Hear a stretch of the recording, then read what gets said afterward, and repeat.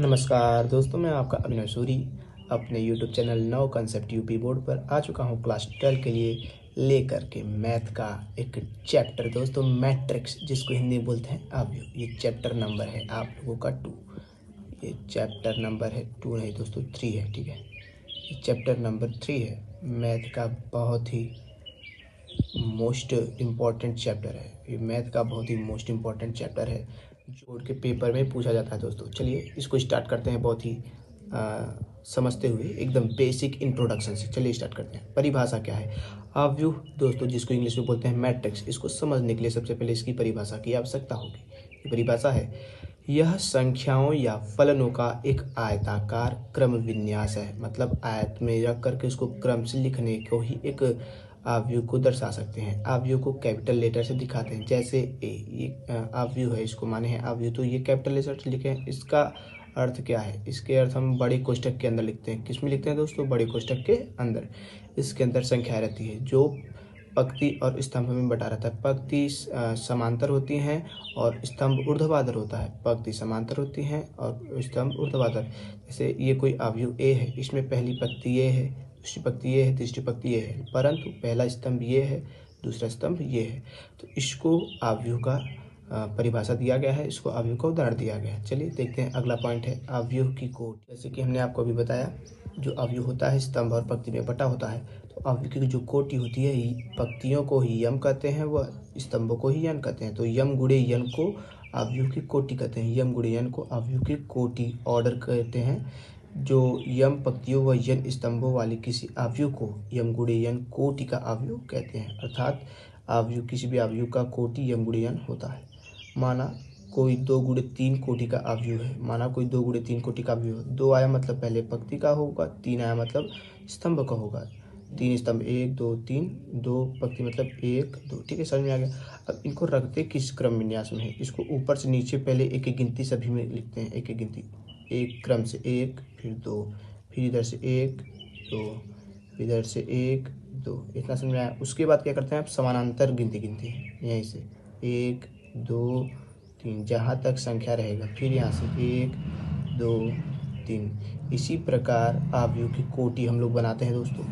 ये कोई बहुत ही कठिन खेल नहीं है, परंतु समझने का खेल है। जहाँ समझ जाएंगे आपको अवयव उतना ही आसान लगने लगेगा।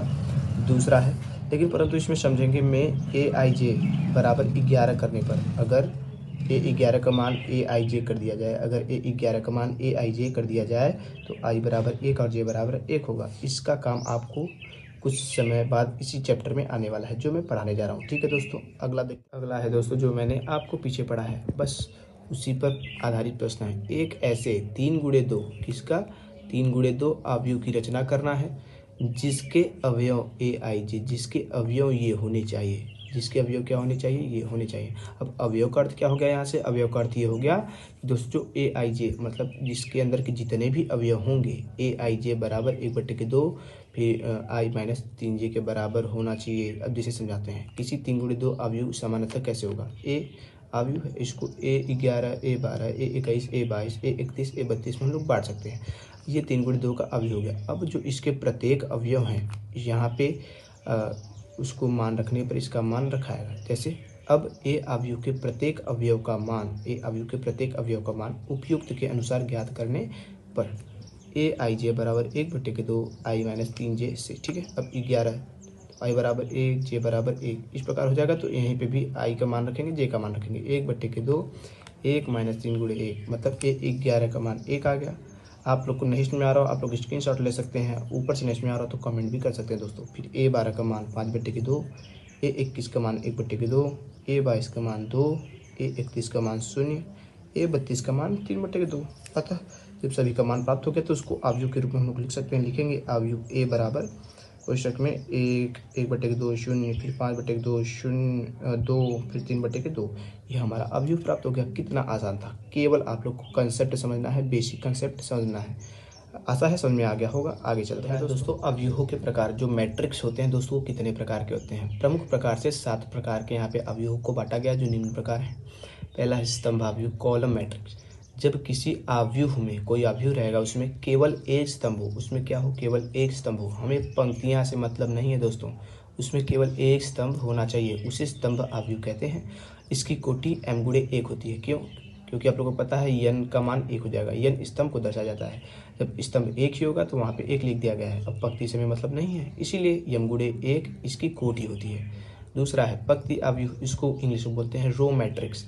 अब रो मैट्रिक्स क्या है? जब किसी अवयव में केवल एक पंक्ति हो, उसमें स्तंभ चाहे कितने हो हमें नहीं मतलब है, पंक्ति कितना होना चाहिए? एक। ठीक, उसे पंक्ति अवयव कहते हैं। इसकी कोटि 1 गुणे n होते हैं, क्योंकि पंक्ति का मान 1 हो गया, क्योंकि एक ही पंक्ति होती है इसलिए 1 गुणे n इसकी कोटि होती है। तीसरा है दोस्तों वर्ग अवयव, इसको इंग्लिश में बोलते हैं स्क्वायर मैट्रिक्स। जब किसी अवयव में m बराबर n हो, मतलब जितना m का मान हो उतना n का मान हो, मतलब 3 गुणे 3, 4 गुणे 4 हो, ऐसे अवयव को वर्ग अवयव कहते हैं। विकर्ण अवयव क्या है या डायगोनल मैट्रिक्स क्या है? जब किसी अवयव में aij में i बराबर j न हो, मतलब aij में i बराबर j न हो तथा aij बराबर 0 हो, मतलब मान लीजिए a12 0 हो, a12 का मान क्या हो दोस्तों? 0 हो, और उस अवयव को विकर्ण अवयव कहते हैं। अर्थात उसमें विकर्णता कोई अवयव रहे, मान लीजिए कोई अवयव है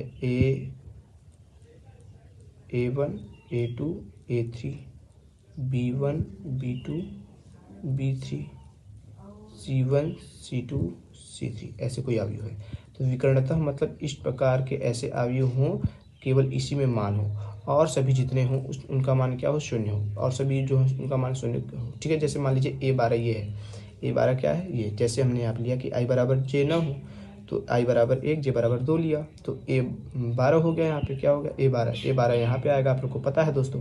तो a12 का मान 0 हो, इसी प्रकार सभी का मान 0 हो जाएगा। और जहाँ जहाँ पे i बराबर j होगा, मतलब मान लीजिए a22 a11 a33 ये सब जो है यहाँ पे i बराबर 0 सॉरी i बराबर j है तो यहाँ पे अलग मान आता है, मतलब इनके केवल विकर्णता मान देखा जाएगा या गिना जाएगा और सभी का मान 0 होगा दोस्तों। अगला है अदिश अवयव, इसको बोलते हैं स्केलर मैट्रिक्स। जब किसी अवयव का रूप विकर्ण हो, अवयव का रूप क्या हो दोस्तों? विकर्ण हो, मतलब विकर्णता उसका मान हो वह विकर्ण के अवयव समान हो, मतलब जो विकर्ण के अवयव हो a1 a2 a3, मान लीजिए हम उदाहरण दे रहे हैं b1 b2 b3 c1 c2 c3, ये कोई अवयव का उदाहरण हो गया दोस्तों। इसमें a1 बराबर b2 रहेगा, b2 बराबर c3 रहेगा। ठीक है, अर्थात a1 बराबर b2 बराबर c3 जब ऐसा कोई मान हो किसी अवयव में तो उसी को अदिश अवयव कहते हैं दोस्तों। आशा है समझ में आ रहा होगा। छठवां अवयव, जिसको इंग्लिश में बोलते हैं आइडेंटिटी मैट्रिक्स। एक वर्ग अवयव हो जिसके विकर्ण के सभी अवयव एक हो।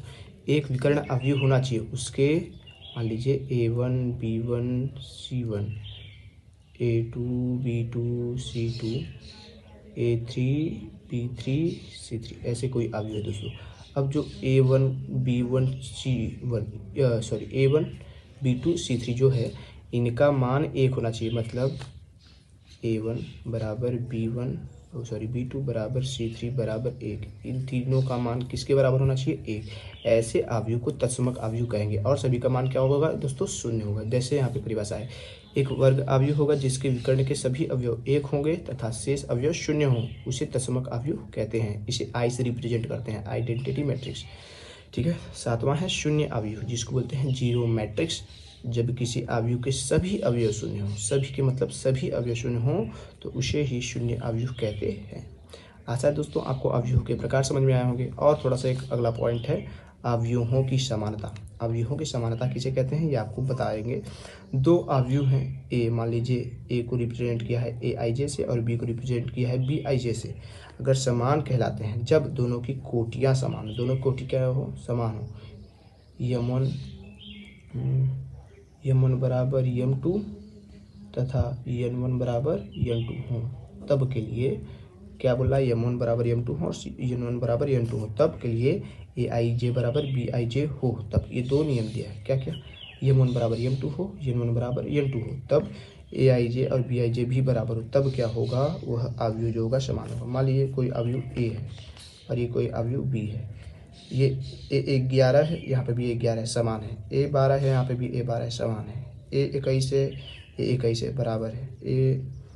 22 है, यहाँ पे भी ये 22 है, समान है। तो आप लोग को यहाँ पे समझ में आ गया होगा जो दोनों अवयव है समान है। क्यों समान है? क्योंकि इसके प्रत्येक पद के जो दोनों पदों में मान है वह समान है। अगर ऐसा नहीं होगा तो उस असमान होगा या समान नहीं होगा, लेकिन ये दोनों समान है इसलिए उपयुक्त समान अवयव कहलाते हैं। महत्वपूर्ण प्रश्न है दोस्तों, अवयव ए दिया गया है 2, 5, 19 - 7, 35 - 2, 5/2, 12, कर्ण 3, 1 - 5, 17। ये हमेशा की तरह यूपी बोर्ड कक्षा 12 में पूछे जाते हैं। बहुत ही इंपॉर्टेंट सवाल है दोस्तों, बहुत ही इंपॉर्टेंट सवाल है।